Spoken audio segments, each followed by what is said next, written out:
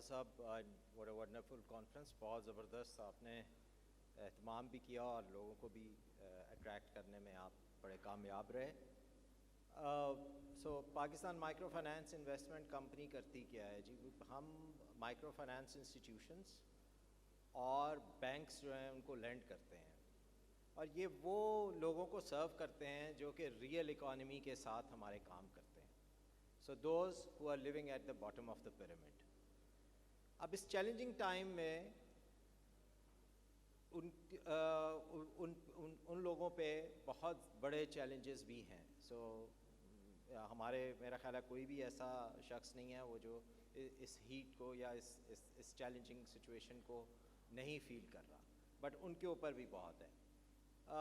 دو چار چیزیں میرا خیال ہے جس پہ دیکھنے کی بہت ضرورت ہے, جس پہ فہد حسین نے بھی بات کی. آئی تھنک ون جس پہ ہمیں بہت غور کرنے کی ضرورت ہے وہ ایگریکلچر ہے.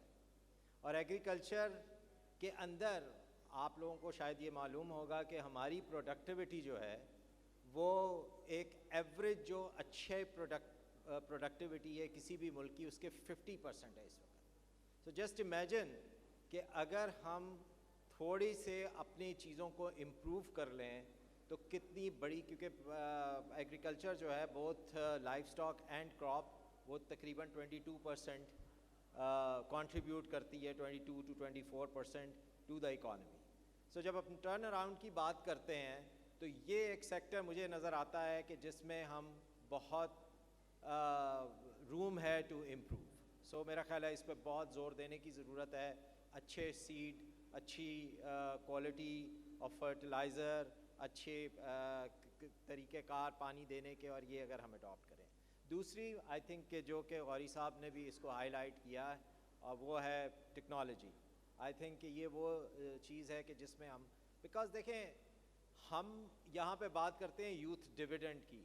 انفارچونیٹلی یہ یوتھ ڈویڈنڈ اگر ہم نے اس کو مٹیریلائز نہ کیا تو یہ ایک طرح سے ہمارے لیے برڈن بھی ہو سکتا ہے, کیونکہ اس کی وجہ یہ ہے کہ انڈسٹریل جو پروڈکٹیوٹی ہے اس کو اگر آپ اب آج کل کے دور میں دیکھیں تو کیپٹل کی cost because of improvement in technology increasingly کم ہوتی جا رہی ہے کمپیئر ٹو ویجز.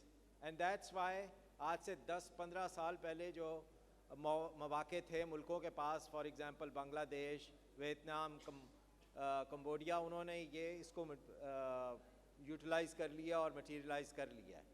اب یا تو ہم ٹیکنالوجی یعنی کہ ڈیجیٹل ریولوشن لے آئیں اور کوئی ایسی چیزیں ہم دنیا میں سامنے لے آئیں جس میں ہمارا کمپیٹیٹیو ایڈوانٹیج ہو, یا ایگریکلچر ایک دوسرا سیکٹر ہے. دوسرا آئی تھنک یہ بہت ضروری ہے ہمیں کہ ہم وہ لوگ جو کہ پاورٹی لائن سے نیچے ہیں ان کے بارے میں ضرور سوچیں. بیکاز یہ دیکھیں یہ کہنے کو 22 کروڑ یا 5واں بڑا ملک, بٹ اس کو سنبھالنا بھی ہے, اس کو روزگار بھی دینی ہے. سو ہمارے جو اپنے ایسٹیمیٹس اور ہم نے کچھ سرویز کروائے ہیں, 1 ملین لون دینے سے, اور میں لون کی بات کر رہا ہوں, گرانٹ کی بات نہیں کر رہا ہوں, وہاں پہ بھی بہت انٹرپرائزنگ لوگ ہیں, تقریباً 1 ملین لون دینے سے 26 امپلائمنٹس جابس کریٹ ہوتی ہیں اور یا سپورٹ کرتی ہیں اس لیول پہ. سو آئی تھنک کہ پالیسی لیول پہ یہ بہت ضروری ہے کہ ہم نے اگر ٹرن اراؤنڈ کی جہاں بات کر رہے ہیں اس لیول پہ جائیں. دوسری بات یہ کوئکلی کہ یہ وہ واحد سیکٹر ہے پاکستان کا جہاں پہ 50% آف دا لونز خواتین کو جاتے ہیں. کوئی اور ایسا سیکٹر نہیں ہے جہاں پہ امپلائمنٹ یا لونز یا ان پہ وہ خواتین کو, اور ہم جو لوننگ کرتے ہیں اس کا 86% جو ہے وہ خواتین کو جاتا ہے, اور اس کا ڈویڈنڈ جو ہے ہم دیکھتے ہیں کہ گھروں میں کیسے غریب لوگوں کی ترقی ہوتی ہے اور وہ اپنے بچوں کو کیسے خواتین اسکول بھیجتی ہیں بچت کر کے. اور آئی تھنک سو یہ جو ہمارا مور دین 50% آف دا پاپولیشن ہے, اور لوگ یہ بات کرتے ہیں کہ جی ویمن امپاورمنٹ کرنی چاہیے. We are no one to empower women.